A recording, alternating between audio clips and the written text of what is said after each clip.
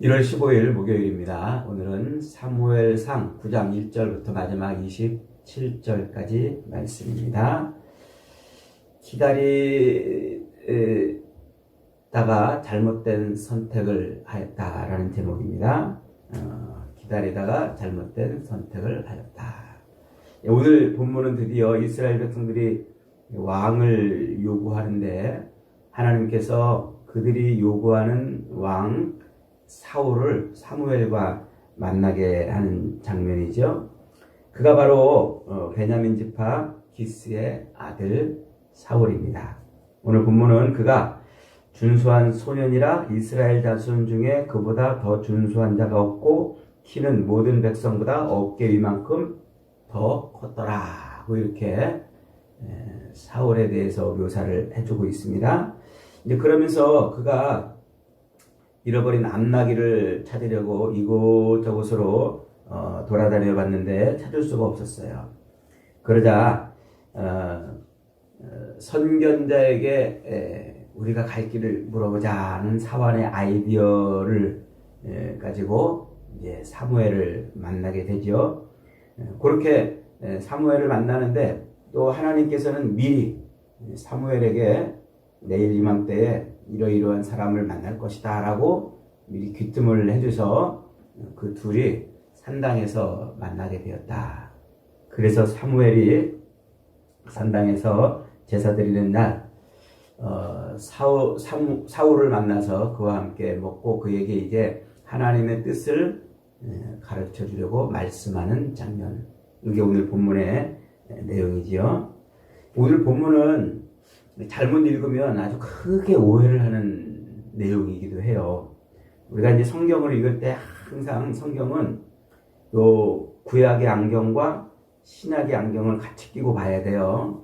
성경은 한쪽만 가지고 보면 안 돼요. 그래서 구약 속에 감추어진 신약의 안경을 가지고 또 신약 속에 펼쳐진 구약의 안경을 가지고 이렇게 성경을 읽어야 된단 말이에요.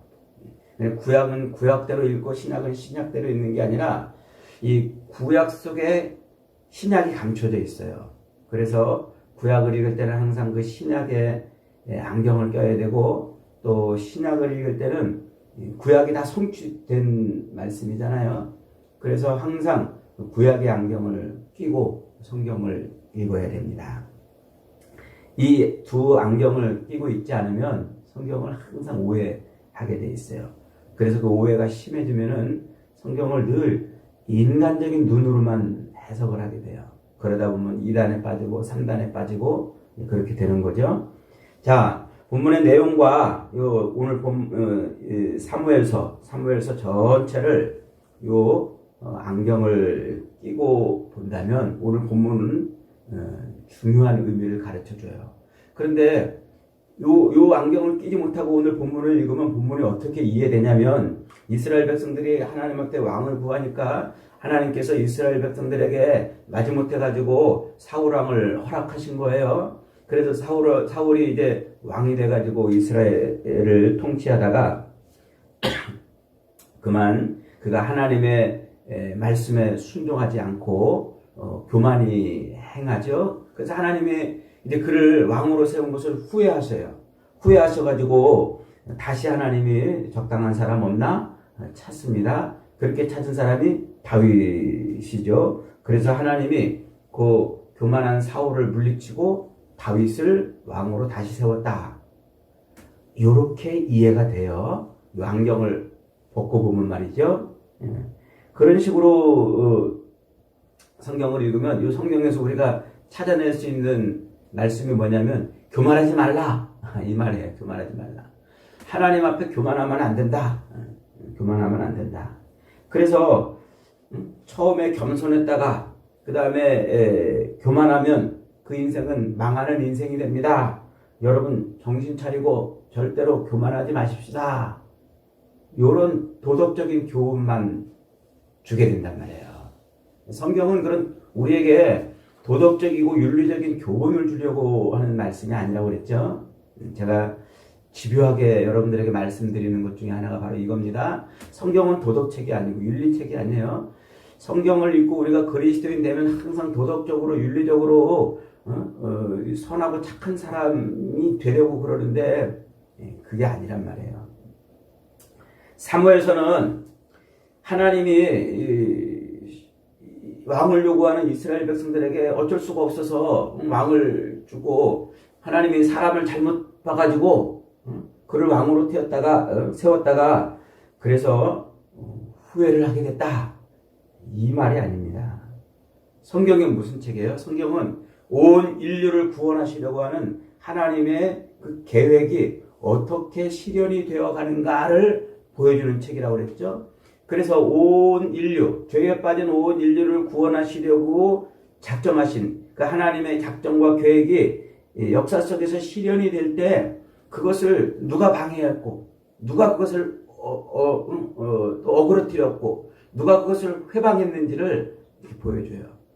그런 회방과 방해 속에서도 끝내 하나님은 하나님의 그 계획을 성취하셨다는 것을 보여주는 게 바로 요 성경이란 말이에요. 그래서 요걸 잊어버리면 안 돼요. 성경을 읽을 때 우리가 항상 이 안경을 끼고 읽어야 된단 말이에요. 자, 그러면 이제 이 안경을 끼고 다시 한번 오늘 본문을 들여다 보십시다. 그러니까 하나님은 자기 백성을 구원하시려고 계획하시고 그 계획을 역사 속에서 실현해 가는데 그걸 누가 방해하고 누가 회방하는지 그럼에도 불구하고 하나님이 끝내 당신의 계획을 성취하셨다. 요 안경이라고 그랬죠. 이 안경을 끼고 오늘 본문을 읽으면 하나님은 이미 수백 년 전부터 이스라엘 백성들에게 왕을 주시려고 작정하셨어요. 여기 어디에 나타나요? 신명기 17장에 가면은요 14절부터 20절에 이렇게 말씀해요. 갑자기 율법을 쫙 설명하다가 하나님이 그 중간에 느닷없이 이런 말씀을 하세요. 17장 14절부터입니다. 내가 내 하나님 여호와께서 내게 주시는 땅에 이르거든 그 땅을 차지하고 거주할 때에 만일 우리도 우리 주위의 모든 민족들 같이 우리 위에 왕을 세워야 하겠다는 생각이 나거든. 이러면서 이스라엘 백성들에게 새로운 왕에 대한 율법을 주시는데 그렇게 우리도 이제 왕을 세워야 되겠다라는 생각이 나거든. 그러면 왕을 세우는데 어떤 왕을 세우냐면 그 왕은 외국인도 안 되고 오로지 이스라엘 백성 중에 있는 사람을 왕으로 세우고 병마를 많이 두고 또 그는 여자를 많이 두고 또 이렇게 하면 안 되고 오직 율법을 하나님의 율법을 옆에다 딱 놓고 그 율법대로 이렇게 따라서 사는 그런 왕이어야 할지니라 이렇게 예언을 하셨어요. 율법에 이미 신명기에서 하나님은 그렇게 말씀을 하셨단 말이죠. 그래서 내가 그 땅을 차지하고 그 땅에 거주할 때에 만일 우리도 우리에게 왕이 있어야 하리라고 생각이 나거든. 이 말을 놓치면 안 돼요. 가나안 땅에 들어가서 그렇게 우리도 왕을 세워야 되겠다 라는 생각이 들거든. 그러면 어떡하라고요? 그러면 신명기 율법에 기록되어 있는 대로 그 왕을 그렇게 세워야 된다 이 말이에요. 그런데 이스라엘은 지금 어떻게 했다는 거예요? 이스라엘은 하나님 앞에 그 왕이 우리도 지금 왕이 필요하구나. 그래서 하나님 앞에 이제 왕을 달라고 이제 조르는데 그 율법에 있는 대로 왕을 기다리지 못했다는 거예요. 그 율법에 있는 대로 왕을 세우지 못했다는 거예요. 그래서 사무엘에게 어떻게 합니까? 빨리 우리에게 왕을 좀 세워달라고 졸랐다는 거예요. 졸랐다. 하나님은 당신의 뜻대로 그 계획대로 이루어지기를 기다리지 못하는 그 백성들. 그래서 하나님을 거역하고 하나님의 뜻을 기다리지 못하는 그 백성들을 어떻게 하시기로? 책망하고 채찍하시기로 작정하셔요. 그래서 하나님이 그 하나님의 뜻을 어그러뜨리려고 하는 그 이스라엘을 책망하고 채찍하시려고 그들이 원하는 왕을 세워줬다 이 말이에요. 그들이 원하는 왕을 세워줬다. 그래서 이스라엘이 원하는 대로, 이스라엘이 바라는 대로 그들이 원하는 왕을 세워줬다. 이게 오늘 본문의 말씀이란 말이에요. 그래서 오늘 본문은 사울에 대해서 그 외모를 아주 자세하게 설명해 주고 있는 거예요. 이스라엘 백성들이 사울을 그렇게 사울이 우리의 왕이 됐으면 좋겠다라고 그렇게 간절히 소망을 하고 있었단 말이에요. 그 힌트가 어디 나와요? 20절 말에 나와요. 20절에 나와요. 20절 한번 봅시다. 온 이스라엘이 사모하는 자가 누구냐? 너와 네 아버지의 온 집이 아니냐? 그러니까 이스라엘 백성들이 전부 다 사울과 그 사울의 집안을 늘 사모했다는 말이에요. 저 집이 우리의 왕이 되면은 저 아들이 우리의 왕이 되면 좋겠다. 늘 그렇게 흠모하고 사모하고 있었단 말이에요. 그게 온 이스라엘이 사모한 자라는 말이에요. 그러니까 이스라엘 백성들은 지금 사울과 그 집안을 사모했어요. 흠모했어요. 아니 열망했어요. 그들이 우리 왕이 되면 딱이겠다 이 말이에요. 딱이겠다. 그들이 그렇게 이스라엘의 왕이 되기를 원하고 열망했던 이유가 뭘까요? 그들이 그렇게 외적인 조건을 보고 저 집이 왕이 되면 되겠다 이랬다는 거예요. 그래서 오늘 본문 1절은 사울의 그 외모에 대해서 자세하게 소개하고 있는 거예요. 자, 1절 한번 봅니다. 베냐민 지파에 기스라 이름하는 유력한 사람이 있으니 그는 아비멜의 아들이요 스롤의 손자요 베고라스의 증손이요 아비아의 연손이며 베냐민 사람이더라. 자세하게 족보까지 설명해요.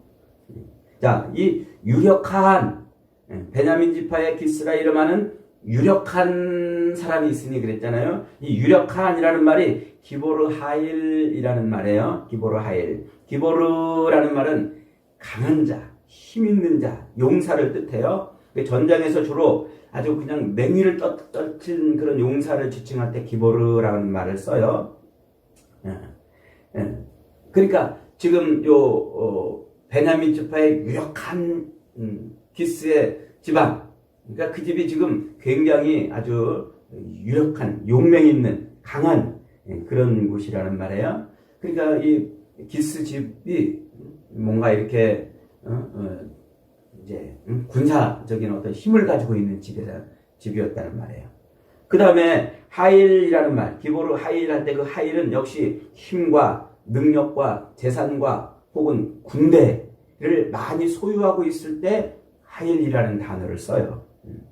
그러니까 요 기보르 하일이라는 단어가 결합해가지고 지금 뭘 표현하고 있냐면 기스의 집이, 사울의 집이 굉장히 재력도 풍부하고 또 힘도 있고 권력도 있고 영향력도 있고 혹은 사병을 많이 둬가지고 아브라함처럼 사병을 많이 거느린 그런 유력한 집안이었다 이 말이에요.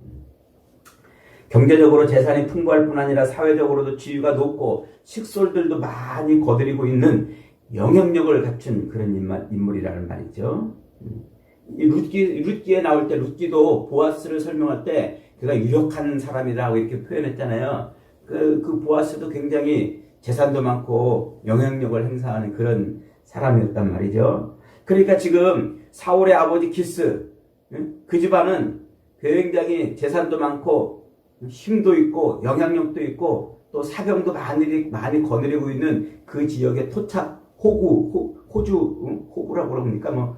그 토착 세력, 그런 힘 있는 그런 사람이었다는 거예요. 그래서 그 사울의 아버지를 자세하게 그 족보를 따라 지금 올라가고 있는 거예요. 자세하게. 보통 사람이 아니었단 말이에요. 보통 사람. 자, 그 다음에 본문은 또 사울을 준수한 소년이라고 그러죠. 준수한 소년. 여기서 소년이라는 말 때문에 우리가 자꾸 헷갈리는데, 젊은 아이, 젊은 청년, 신체적으로, 생물학적으로, 나이가 어린 소년이라고 이렇게 생각을 하잖아요. 근데 그게 아니라, 이 바후르라는 말, 소년이라는 말이 바후르라는 말인데, 이 말은 지금 신체적인 조건이 최고조에 달아있는 이 몸집이 아주 신체적으로 최고조에 달아있는 용사를 지칭할 때 쓰는 말이에요. 바오르라는 말. 전쟁에 나가면 막 맹위를 떨치는 그 용사 있죠. 그런 용사를 지칭할 때 쓰는 단어가 지금 이 말이에요. 거기다가 앞에다가 준수한 소년하고 준수한이라고 붙여놨어요. 토부라는 말. 하나님이 천지 만물을 창조하시고 보시기 좋았더라 할 때 그 토부라는 말이에요. 조화롭고 아주 완전하게 뭔가 이렇게 조화로운 상태, 뭐가 이렇게 딱딱딱딱 맞아가지고 아주 참 조화로운 상태. 그러니까 아주 신체적으로도 아주 그냥 최고조에 달아있는 그런 건장하고 딱 보기에 와 뿅 갈 정도로 아주 훌륭한 외모를 가졌다 이 말이에요. 한눈에 봐도 그냥. 그러니까 이 사울이 지금 젊은 나이가 어린 청년 소년이 아니고 신체적으로도 아주 그냥 잘 갖춰진 외모적으로 아주 탁월하다는 말이에요. 더군다나 키도 어떻게 했다고 그랬어요? 다른 사람보다 어깨 하나는 더 높을 정도로. 와, 그 정도면은 정말 멋진 사람 아닙니까? 우리도 이렇게 헬스장 같은 데 가서 그런 멋진 청년들 보면은 뿅 가잖아요. 지금 그런 상태. 지금 이 사울의 나이를 본문은 밝히고 있지 않은데 사울이 지금 나이가 얼마쯤 됐을까요? 저 뒤로인데 13장 가면은 사울이 블레셋과 전쟁을 하는데 그의 아들이 출전해요. 요나단이 출전하는데 요나단이 전쟁에 나올 정도면 나이가 지금 몇 살이란 말이에요. 20살이 넘었단 말이에요. 그러니까 이 사울이 지금 어린 소년이 아니고 20살이 넘은 건장한 아들을 두고 있는 그런 사람이란 말이에요. 그런데 그가 지금 어떻다고요? 신체적으로도 아주 용맹하고 그리고 외모적으로도 아주 탁월한 그런 사람이었다고 지금 말합니다. 그러니까 그의 가문도 그의 집안도 재산도 많고 힘도 있고 경제적인 어떤 영향력도 행사하는 데다가 거기다 인물까지 잘났어. 거기다가 사람 체격도 좋고 인물까지 잘났어. 거기에 지금 사람들이 매료된 거예요. 이스라엘 백성들이 거기에 지금 빠져 있는 거예요. 그래서 그들은 지금 저 집안에 저 아들이 우리의 왕이 되면 진짜 딱이겠다. 그래서 그를 지금 왕으로 세워달라고 요구했다는 거예요. 나중에 하나님이 다윗을 왕으로 세울 때는요, 이런 소개가 한마디도 없어요. 한마디도. 도리어 다윗을 왕으로 세울 때는 하나님이 뭐라고 하시냐면 사람은 외모를 보거니와 나 여호와는 중심을 보느니라. 그러면서 그를 외모적으로 아무것도 아닌 것처럼 그렇게 소개를 하잖아요. 그리고는 거기다가 그는 내 마음에 합한 자라고 이렇게 그냥 그 말을 덧붙이고 있는 거예요. 그러니까 하나님이 세우시려고 하는 왕은 누구였다는 말이에요. 하나님이 세우시고 싶어서 이스라엘 백성들에게 주고 싶었던 왕은 다윗이었던 거예요. 결코 사울이 아니었던 거예요. 그런데 이스라엘 백성들은 그 한눈에 보고서 뿅 가가지고 그 사울을 왕으로 세워달라고 조르고 졸랐다는 거예요. 처음부터 백성들이 하나님께 왕을 달라고 할 때 이미 그들은 그 사울의 집안과 그 사울을 보고서 그 집이 그 아들이 우리의 왕이 되기를 원했다는 것이죠. 그런 이스라엘에게 하나님은 사울을 지금 주시는 거예요. 왜요? 그들을 채찍하시려고요. 이 보암직하고 먹음직하고 탐스러운 것에 늘 꽂혀가지고 하나님을 버리고 있는 그들을 채찍하시고 책망하시려고 하나님이 지금 사울을 주고 계시다는 말이에요. 바로 이스라엘에 대한 징계, 그 눈으로 보이는 것에만 집착해서 살고 있는 그 이스라엘에 대한 징계를 위해서 지금 그 징계로 채찍으로 그 건장하고 아주 깔끔한 사울을 지금 주고 있다는 말이에요. 자, 뒤에 호세아 13장에 가면은요, 그런 이스라엘을 책망할 때 하나님이 지금 뭐라고 책망하냐면 이런 말씀이 있어요. 호세아 13장 10절 11절입니다. 전에 네가 이르기를 내게 왕과 지도자를 주소서 하였느니라. 내 모든 성읍에서 너를 구원할 자고 내 왕이 이제 어디 있느냐? 네 재판장들이 어디 있느냐? 내가 분노함으로 너에게 왕을 주고 진노함으로 패하였노라. 요거를 지금 오늘 본문을 그때 하나님이 회상해서 그때 왕을 세워준 게 뭐였다고요? 하나님의 채찍이었단 말이에요. 채찍. 사울 역시도 외모를 자랑하고 외모를 흠모하는 사람이었어요. 그도. 그래서 그도 늘 이 겉으로 드러난 외적으로 갖추고 있는 그것을 늘 의지하던 사람이었어요. 하나님 대신에 창을 의지하고 하나님 대신에 칼을 의지하고 하나님 대신에 힘을 의지하며 살던 사람이 사울이에요. 그래서 늘 그것이 제1 넘버원이었는데 나중에 골리앗을 딱 만나니까 자기보다 그 모든 것을 다 가졌어요. 그러니까 그 골리앗 앞에 꼼짝 못하고 깨갱하고 숨어버리는 사람이었던 거예요. 이렇게 하나님이 지금 세우시는 왕 사울은 하나님이 그들에게 어쩔 수 없이 허락하시는 게 아니라 하나님이 적극적으로 그들을 외모적인 것으로 하나님을 배반하고 있는 그들을 징계하려고 들고 있는 채찍이란 말이에요. 채찍. 역사적으로 보면은요, 사울은 절대로 이스라엘의 왕이 될 수 없는 사람이에요. 창세기 49장에 가면은요, 야곱이 예언하잖아요. 이스라엘의 왕은 어디에서 나와야 된다고요? 유다족 속에서 나와야 돼요.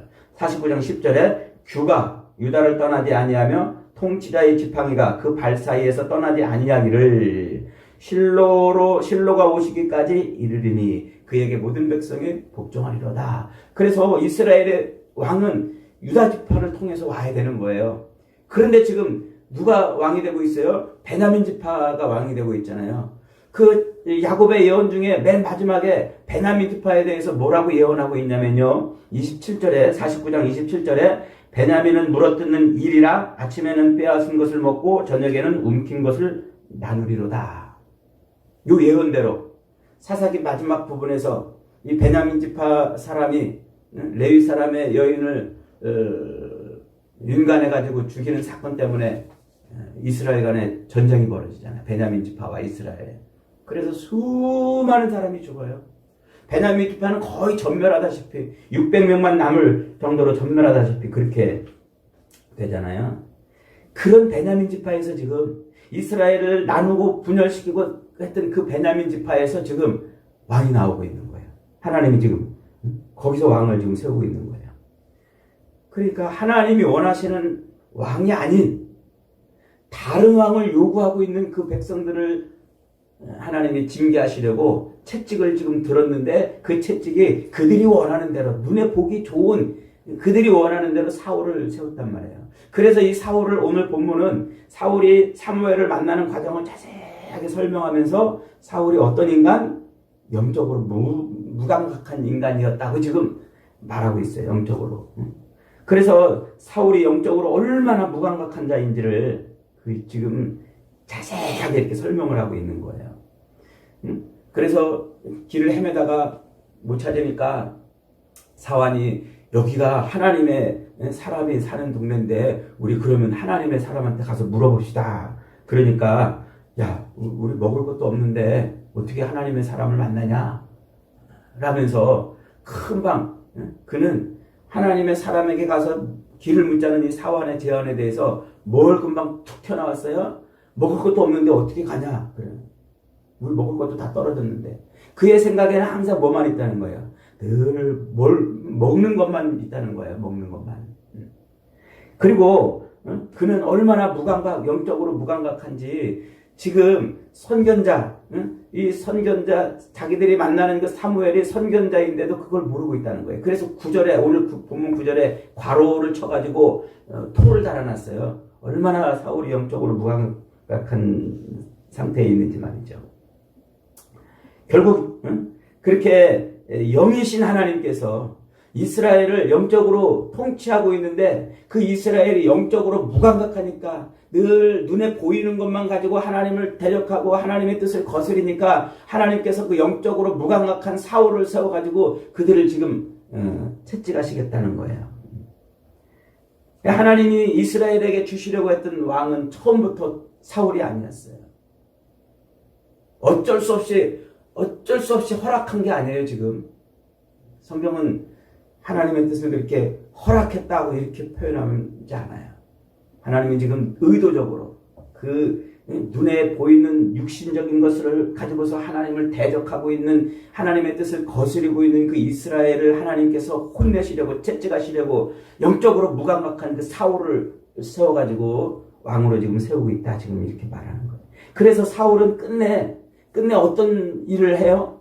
그가 왕으로 재직하는 동안 외적의 침입을 막고 외적과 싸우는 것이 아니라 늘 다윗하고 싸워요. 하나님이 영적으로 세우신 그 다윗하고 늘 싸워가지고 다윗을 죽이려고 끝까지 쫓아다녀요. 자기 왕의 일생 전부가 다윗을 죽이려고 하는 일에만 몰두합니다. 그래서 사무엘 하 3장 1절에서 사울의 집과 다윗의 집 사이에 전쟁이 오래매 다윗은 점점 강화해지고 사울의 집은 점점 약해졌다, 이렇게 설명하고 있는 거예요. 이처럼 이스라엘의 잘못된 선택, 기다리지 못한 잘못된 선택이 어떤 결과를 가져오는지를 보여주려고 지금 하나님이 그렇게 하시는 거예요. 결국 이스라엘의 그 잘못된 선택으로 말미암아 이스라엘은 끝내 수많은 내용을 겪고 여러 가지 고통과 좌절을 경험하게 되지요. 여러분, 이스라엘이 어떻게 했어야 됩니까? 왕이 없어서 자기 소견에 옳은 대로 살았던 그 시대의 끝자락에서 이스라엘이 우리에게도 왕이 필요하구나 생각했다면 어떻게 해야 됩니까? 율법대로, 하나님의 율법대로 하나님이 주실 왕을 기다리고 있었어야 돼요. 하나님이 주시는 그 왕을 기다리고, 그래서 말씀대로 그들이 하나님의 뜻이 이루어지기를 원했어야 되는 거예요. 오늘 본문은 만고불변의 진리를 우리에게 가르쳐줍니다. 잘못된 선택을 하고서 좋은 날 보기를 기대하지 말라는 거예요. 부산 가는 기차 잘못하고 광주 가려고 그러면 되겠냔 말이에요. 선택의 파노라마인 성경은 그 선택에 의해서 반드시 열매를 먹게 될 것이다, 그러는 거예요. 여러분, 하나님이 우리에게 주신다고 그게 다 좋은 게 아니에요. 다 유익한 게 아니에요. 그것이 다윗이 아니라 하나님이 때리는 채찍인 사울일 수도 있어요. 사울이 있어요. 사탄이 찔러준 마음을 인해서 늘 눈으로 보암직하고 먹음직하고 탐스러운 것에만 꽂혀 살다가 영이신 하나님, 그 영적인 하나님의 계획을 거스리고 반역하는 자들에게 하나님은 반드시 눈물을 흘리게 만드시는 거예요. 결국 하나님의 뜻이 이루어지는 삶을 살게 하시는 거죠. 여러분, 하나님이 약속하신 게 뭡니까? 다윗의 자손으로 오시는 우리의 왕 예수 그리스도를 우리에게 주신다는 거 아닙니까? 그리고 그 약속대로 기다리던 자들에게 하나님은 예수 그리스도를 왕으로 보내주셨어요. 그리고 예수 그리스도, 그 왕 대신 예수 그리스도 안에서 우리에게 풍성한 삶을 또 약속해 주셨잖아요. 그 풍성한 삶을 기다리고 바라고 그것을 말씀 안에서 또 누리는 것이 우리의 삶이에요. 그래서 다시 오겠다 약속하신 그 약속을 기다리며, 그 왕을 기다리며 우리의 남은 삶을 살아가는 것이 바로 성도들의 남은 삶이에요. 여러분은 지금 뭘 기다리고 있습니까? 잘 먹고 잘 살고 풍요로워지는 내일을 기다리고 있습니까? 그것이 아니라 우리에게 주실 진짜 왕, 세상 모든 만물을 심판하시고 평정하시고 왕의 자리에 등극하시는 예수 그리스도를 기다리며 살아야 돼요. 말씀 안에서 그 예수 그리스도, 우리의 진짜 왕을 기다리며 살면 하나님께서 그 왕을 통해서 주실 풍성한 은혜를 저와 여러분에게 부어주실 것입니다. 그런 놀라운 삶을 살아가는 저와 여러분의 삶이 되시기를 주님의 이름으로 축복합니다. 아멘.